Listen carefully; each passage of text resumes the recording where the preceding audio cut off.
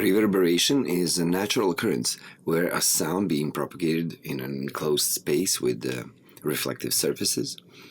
That sound continues to propagate after it has stopped being produced by the source, meaning that you come into a big room like a gym hall and you say ah or you clap and you can hear that reverb coming back to you from the wall. So that tail of noise like happening. So that would sound, let me just find a nice reverb. I can demonstrate that with some of the drums, let's say with the clap, just like this. So I'm going to use this clap and send it to one of these reverbs. So this is the clap without it.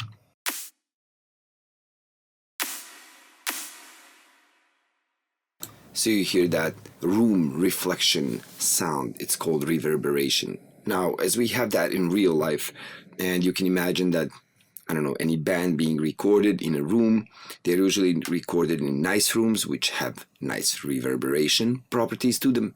Now, when you do electronic music, you don't have any of that. So when you're recording something of a live instrument or a vocal, you're already recording that in a room. And as you're recording that vocal or the sound of the guitar from the amp or the drum, you also are recording the reflections that the room is making. Thus, the sound sounds alive, sounds natural, as we are used to hearing it. Now, when you do electronic music and you have all of those samples created synthetically or using synthesizers that synthetically create sound, that sound is completely dry, as we would call it, so unaffected by any kind of room reflections, which does not really sound all that natural.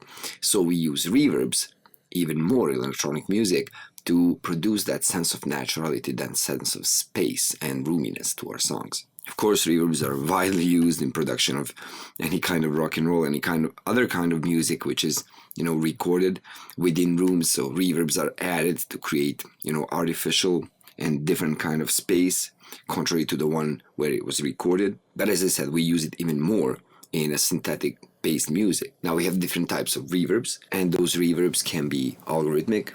So that means that those reverbs that are algorithmic, they are calculating by special formulas and algorithms all the different reflections or delays. So different reflections with delays off of different kinds of surfaces are being calculated by the actual processing device. So it calculates all the reflections, calculates what kind of filtering should be added to those, what kind of pitch shifting, what kind of delay to each one of those little delays, to each one of those little reflections and repeats. And all of that to the sense where, not every room produces the same kind of reflections. And you know that yourself. Let's say when you're talking to somebody on the phone and you hear them in a certain room, you can tell that they're in an enclosed space like a hallway or inside of a car or inside of a bathroom. All of those sound different, and we learn how they sound during our lifetime. Our brain just, encodes that information and remembers that.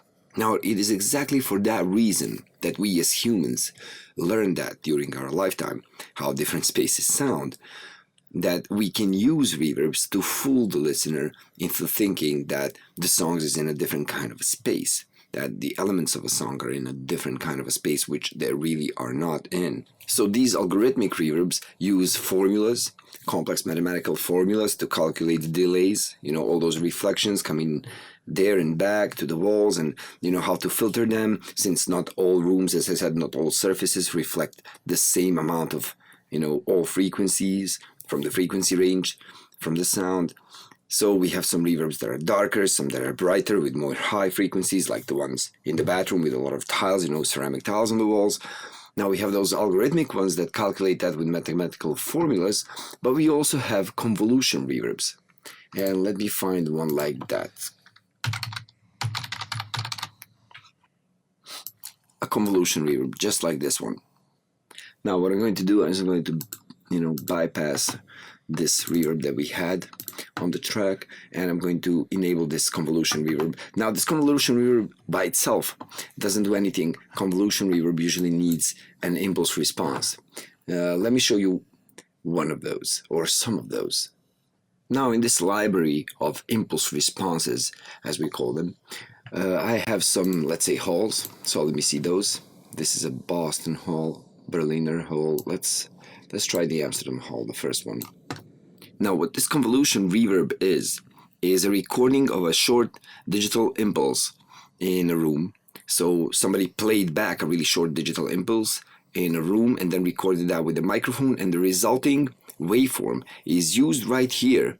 And we can use that waveform to create an artificial reverb that sounds just like that room. That's called convolution. Now, we won't go into the complex process of creating these, but these are created by playing test signals in a room and then recording them back, and the computer can actually, out of those recordings, recreate that space again and apply that to our sounds. So let's see what that looks like. I'm going to try that on this clap again.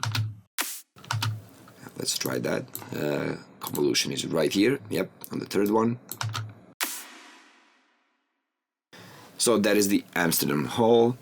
And let's try something else. Let's try the Boston Hall. A.